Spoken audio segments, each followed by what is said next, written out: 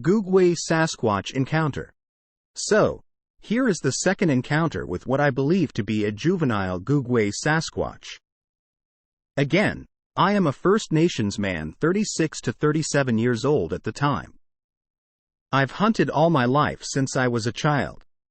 I never handled guns when I was that young, mind you, but my family always took me out with them. I started going out on my own at about 14 to 15 years old. On to the encounter. Same as before, I park my truck at the gravel pit and start walking the game trail to the lake that is 2 km away from the pit. Remember that I've had an encounter in this exact same spot a year prior. By this time a year has passed and I've convinced myself that what I saw couldn't have possibly been real. I started out and came to the spot where I saw the grinning Sabe. When I get to the spot, the big pile of trees is gone, just gone, with no signs of any leftover trees from the year before. I look around the area for signs of the felled trees and there is nothing, so strange. I shrug it off thinking there has to be a logical explanation. Anyway, I start hiking again and hear a moose off in the distance. I get my rifle out and go around a bend on the trail, and as luck would have it, the young bull is within shooting distance. I load my rifle, take a knee, and start breathing slowly for a good shot. I take aim, and snap, a tree is broken directly behind me. Immediately, I go into defense mode. I whirl around pointing my gun, expecting to see another moose or maybe a bear. But, what I see standing there is no bear or moose. It's this god-awful hideous humanoid. It is staring at my gun. Its eyes are darting back and forth from my gun, to my eyes. Those eyes, so nightmarish and huge, black eyes, no whites. This thing, upon seeing it, the very first thought that popped into my head was, OMG, it's a demon? I'm dead. I look at its blackish-gray face, and it's got these super deep wrinkles in its forehead. What I immediately notice is the placement of its eyes. One is lower on its face than the other eye, about an inch out of place, like almost on top of its cheekbone. The head is not sloped or domed, it's like ours, only larger. Its upper lip curled up, revealing those damned shark teeth I saw with the last one. Yellow stained teeth like triangles. Some are chipped and broken, not many, but noticeable. So there it is, standing there about 5 feet away from me. This thing is giving off a death vibe, 100% predator. I start weighing my options on a shot placement. I look at the rest of its body and it's covered in long wispy hair, maybe 4 to 6 inches long. It's obviously hair and not fur, as it is clearly blowing with the wind. This creature isn't much taller than I am. I stand at 6 tall. Now the muscles on this thing, nothing short of a bodybuilder on roids. It would put a bodybuilder to shame. I think, if it comes to it, I'll have to aim for the eye. That's the other weird thing. This thing, approached from downwind, to me that is intelligence.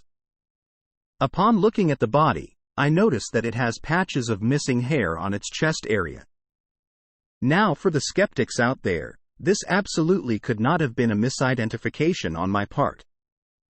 I've seen bears with mange over my lifetime of hunting, 100% not a bear. I say that because this damn thing has hands, yes, hands with an opposable thumb. I clearly saw its hands, because it put up its outstretched hand like a human would to indicate, stop, or don't shoot. On its other hand, which is at its side, is where I see long black, cracked fingernails. These look just like human fingernails, only sharper and longer. Underneath the missing hair is a gray skin that looks like something rubbed it off after repeating a task many times. I look down at its feet, and yes, it has feet, not paws. By this time I've started talking Cree language to it. I'm telling it, look, I know you can hurt me, and I can hurt you. That is not what I want. I've caught you trying to sneak up on me. I only want to leave. It never answered me. Rather, it leaned back with its long arm and caught itself. Both feet were planted and the other arm was supporting its weight on the ground, all the while holding its outstretched hand in the stop or don't shoot motion. Upon seeing this, I started to slowly lower my rifle. When I lowered my rifle, it too uncurled its lip, in conjunction with me lowering the gun. I thought, this is my chance. I want to leave peacefully, with none of us getting hurt. At this point, I notice it is clearly looking past me, behind me. So I moved very slowly and leaned the .30-06 semi-auto up against a small tree. I closed my eyes and turned around, putting myself at this thing's mercy. I count to 5 in my head. All I hear at this point in time is this thing taking off, breaking small trees and stuff, and so very fast, so fast. I got out of there. I used to be a solo hunter and trekked for kms at a time. I even hunted at night, as I'm on a reserve for First Nations. Hunting was my greatest passion, but after all this, I cannot hunt anymore, especially at night. I will still go out in the daytime, but now all I think about are these two encounters. It's taken the joy of hunting away knowing these things are out there and I have to keep my head on a swivel. I refuse to go back to that area. I mean 3 strikes and you're out, ya know? This has changed my worldview fundamentally. What else is out there? I would be willing to undergo hypnosis, take a lie detector test, anything. Why? To advance our understanding and knowledge of these things. I put these stories out for educational purposes and to provide warning, these things are out there. And they don't look friendly. Interestingly enough, my reservation is directly adjacent to a provincial park, coincidence or not, IDK. Post from user Raziel102 at Reddit.